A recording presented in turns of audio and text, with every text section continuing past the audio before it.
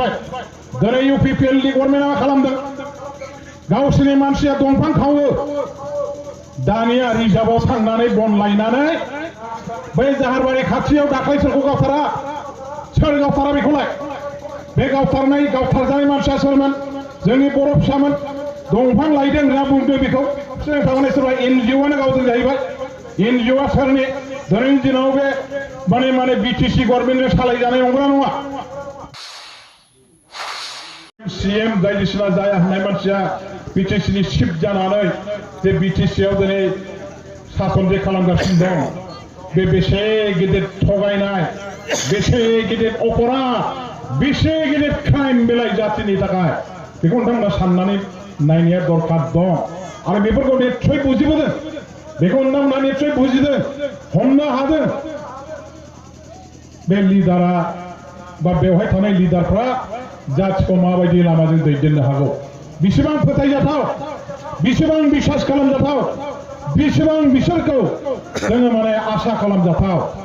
बेखौ नोंथांमोनहा बेनिफ्राय प्रमाण मोनदों आरो बुजिनो हादों आरो रायजो खुंनायनि उनाव जेबायदि बाथ्रा बुंबोबाय साख्रि होगोन दहाय न'खर आबो फमेला मियादि पात्ता हा होगोन होनना बुंदों दहाय खाम्फा बरगयारि बिथाङा रायखांलांदों होआखै साख्रि होआखै हा होआखै हा होनायनि दाख्लै पार्कगावआव मोनसे बिराद गिदिर मेला जालांदों माने लेन्ड मेला माबा मा होनो रिजार्भनि हाखौ मियादि पात्ता राननायनि जे मोनसे बिराद गिदिर मिटिं जालांदोंमोन पार्कगावआव 2 मास 3 मासनि सिगां गोसोआव दंना रिजार्भ ओनसोलनि आइआफा रायजो राजाफोरनो रिजार्भनि हाखौ होनायनि बे सोर खालामनायमोन मिथिगौना जेला हाग्रामा महिलारि बिथाङा BTC नि चिफ जानानै BTC खौ खुंबाय थादोंमोन खाम्फा बरगयारिया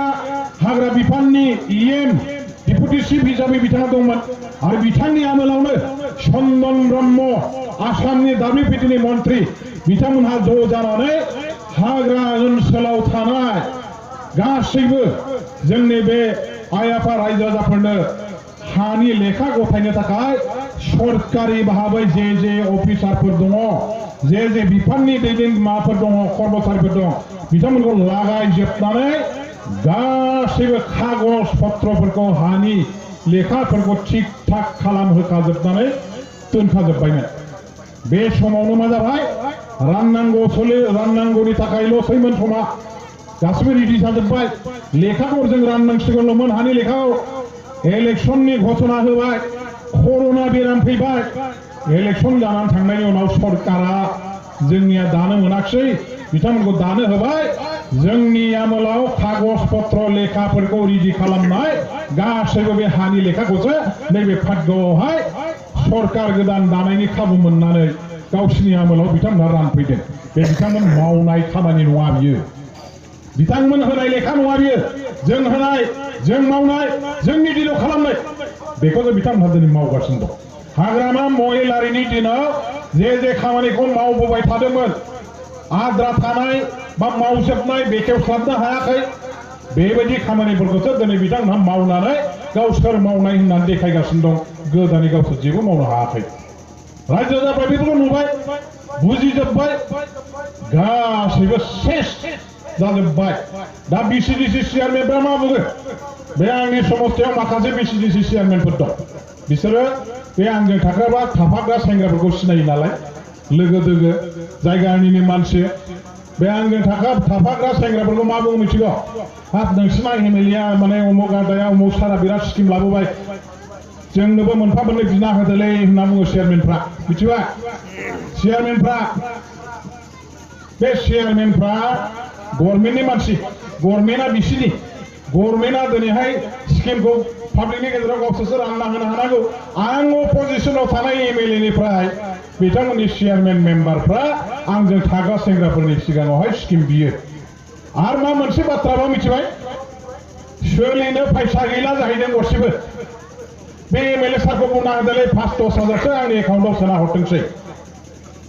बेबायदि चेयारमेन दं सोर दङ आं नाम खारिनानै बुंजोबनो हायो मिथिबाय मानसिफ्रा मोनसे समाव आन्चलिक एबसुनि लिडार सोरबा माने इउनियन एबसुनि प्रेसिडेन्ट बेबायदि जाबोजोबनाय आंबो एबसुआव थाबोनाय मानसि नालाय दा बे माने बे हिसाबै बिथांमोनहा आसा खालामो आंनिफ्राय माबा मोनसे नैबे आंनि सेंग्राफोरखौ बिथांमोनहा बिदि बुंलाबायो दा अबस्थाया बे मानो दिनै चेयारमेन मेम्बारफ्रा फैसा बिनो गोनां जानाय अबस्थायाव जे फैदों रायजोफोरनो दिनै मा होगोन बिसोर गावसोरनो सोलिनो जेराव फैसा गैया गावसोरनो दिनै सोलिनो थाखाय मालायनाव फैसा बिनो गोनां जादों बे मानसिफ्रा दिनैहाय आफा रायजो राजाफोरनो मा होनो हागोन गावसोर मावनोनो दिनैहाय स्किम अपोजिशननि एमएलएनाव बिनो गोनां जादों आंनाव बिनो गोनां जादों बे मानसिफ्रा रायजोफोरनो मा स्किम होनो हागोन नामा रायजोफोर हाया दा नै बेबायदि अबस्था दा मा खालामनांदों बे चेयारमेन मेम्बारफ्रा बे पिएमएवाइनि न'निफ्राय 5,000 10,000 15,000 बेबायदि फैसा लायै लायै सोलिनो गोनां जादों जादोंना जायाखै रायजोफोर जाथारदों बे पिएमएवाइनि न'निफ्राय 10,000 होआबा फाइनाल बिलनि सहि होआ बिदि जादोंना जायाखै अनेक मानसिखौ बुंबाय फैसा होआबा नोंनि माने एकाउन्टआव बिलखौ आपल'ड खालामनाय जानाय नङा बिदि होनदोंना होनाखै होनदों आरो अनेकनि नामखौनो बिथांमोनहा दाननानै गारदों किन्तु सिन्था खालामनाङा आइफोर आफाफोर रायजो राजाफोर जेब्ला बिपिएफनि सरकार फैफिनगोन बे बिपिएफनि सरकार हाग्रामा महिलानि सरकार जानाय लोगो लोगो जायफोर आइडि दानजानाय जोंनि गरिब गुन्द्रा मानसिफोर दङ बिथांमोनहा दिनै बिपिएफ माने इउपिपिएल सरकारजों न' दानजाना गारजादों बेबायदि मानसिफोरनो जों न' होफिननायनि बेबस्थाखौ खालामफिनजोबगोन रायजो राजाफोर दा दिनै बेफोर माखासे असत खामानिफोरखौ गरिब गुन्द्रा आफा रायजो राजाफोरनि सायाव अयनाय अयथासार खामानि मावनायखौ नुनानैनो जोंनि गेजेराव दिनैहाय बे इउपिपिएल बिजेपि खालामग्रा मानसिफ्रा बिथांमोननि हान्जाखौ गारनानै बिपिएफआव फैनो नागिरदों बिथांमोना बुजिबाय दिनै इउपिपिएलनि गभर्नमेन्टआ मा खालामदों गावसोरनि मानसिया दंफां खावो दानिया रिजार्भआव थांनानै बन लायनानै हाथायाव बन फाननानै जाग्रा गरिब गुन्द्रा सानसेयाव माइरं सेरसे बायनानै जाग्रा बै हाथाय माने रिजार्भआव बन सिनहैग्रा मानसिफोरखौ हमनानै बुनाय साइकेल सेख'नाय आरो गावथारनाय बे जादोंना जायाखै आफाफोर बेखौ बोरै मोजां मोननांगौ रायजोफ्रा बै जाहारबारि खाथियाव दाख्लै सोरखौ गावथारा सोर गावथारा बेखौलाय बे गावथारजानाय मानसिया सोरमोन जोंनि बर' फिसामोन दंफां लायदों होनना बुंदों बेखौ दंफां लायदोंबा दंफां लायनाय जायगायाव गावनाया आलदामोन दस्रा जायगायाव गावबाय बोरै गावनो हाखो सोर गावखौ बेखौ गावग्राया सोरमोन बर' फिसा थारमाने सोरबा एनजिअ'आनो गावदों जाहैबाय एनजिअ'आ सोरनि दिनैनि दिनाव बे माने बिटिसि गभर्नमेन्टजों सालायजानाय नंगौना नङा बिटिसि गभर्नमेन्टजों सालायजानाय बे एनजिअ'नि कर्मिया जोंनि बे साधारन सासे बर' फिसाखौ बोरै गावनो हाखो बिसोर बोरै गावथारनो हाखो गावथारनाय बुथारनाय सुथारनायनि हेंथायै बाथ्रा बुंग्रा बे सरकार आरो नेताफ्रा दिनै मानो बेबायदि साधारन जोंनि एखेबारे नंथारै दायाव मानो गावथारखो बिथांमोनहा आरो बेबायदि दंफां दाननाया जुदि इसेबां दायनिगिरिब्ला बिथांमोनजों सालायजानाय बे एनजिअ'नि नेताफ्रा बे चिरां जिल्लायाव दंफां मान खावखो मानो बे ट्राकखि ट्राक मानो बे ट्रेक्टरजों ट्रेक्टर मानो दंफां खावखो बिथांमोनहा बेखौ मा खालामनांगौ दा मानो गावथारहैयाखै बेखौ बे खावग्रा मानसिफोरखौ मानो हमाखै मानो गावथारहैयाखै बेनो नामा इउपिपिएल सरकारनि नीतिया आरो बेबायदि नीतिखौ जोंनि बर' रायजो राजाया बिटिसि बासिया आफा रायजो राजाया बोरैहाय आरोबाव मोजां मोनबावनांगौ बोरैहाय समर्थन खालामबावनांगौ बेखायनो आं खावलायदों दिनै जे फैबाय आरो जेसेबां जोंहा आरोबाव बे जायगायावहाय इउपिपिएलनि मानसिफोर दं गासैबो इउपिपिएलखौ गारनानै फैजोबदो बे इउपिपिएलजों जेबो जालिया जेबो गैलिया बेयाव जेबो गैलिया लांदां जेबो गैलिया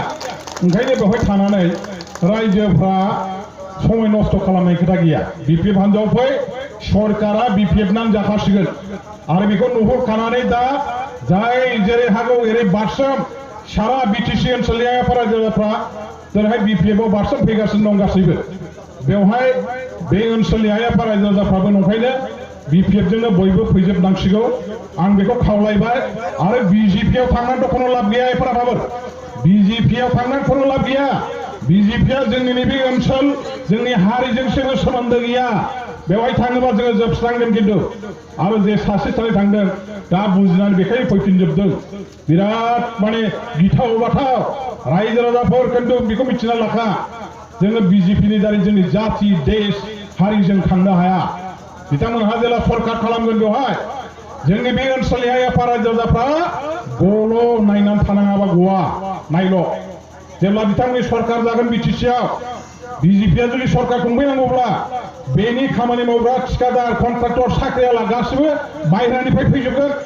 नोंनि जायगानि सेंग्रा बेकार सेंग्रा सिख्लाफ्रा जेबो कन्ट्राक्ट टिकानि खामानि मोननाय नङा साख्रि बाख्रि मोननाय नङा बिटिसिआ नोंथां दा सोरजिदों